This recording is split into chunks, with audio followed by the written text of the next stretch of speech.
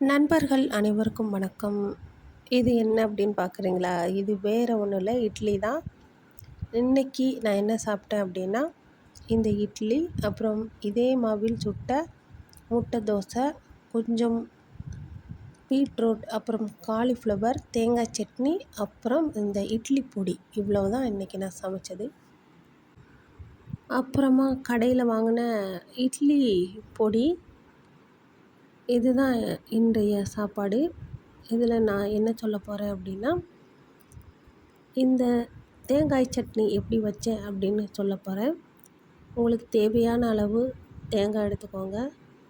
அதோட கொஞ்சம் பொரிகடலை, மிளகாய், 2 அல்லது 3 பல் வெள்ளைப்பூண்டு, உப்பு, இவ்வளோதாங்க. இதை நல்லா மிக்சியில் அரைச்சிட்டு அதை தாளிச்சிங்கன்னா தேங்காய் சட்னி ரெடி. முட்டை தோசை எப்படி பண்ணணும் அப்படின்னா, எப்பவும் போல் சாதாரண தோசை சுடுவீங்க இல்லையா, அதுக்கு மேலே ஒரு முட்டையை உடச்சி ஊற்றிட்டு அதில் கொஞ்சம் உப்பு சேர்த்தோம்னா முட்டை தோசை ரெடி. இந்த காலிஃப்ளவரை நல்லா சுத்தம் பண்ணி, நல்லா உப்பு சேர்த்து மஞ்சள் தூளும் சேர்த்து அரை வேக்காட்டில் வேக வைத்து, அந்த காலிஃப்ளவரை எடுத்து அதோட மசாலாக்கள்லாம் சேர்த்து எண்ணெயில் பொரிக்க வேண்டும். மிகவும் சுவையாக இருக்கும் காலிஃப்ளவர் சில்லி.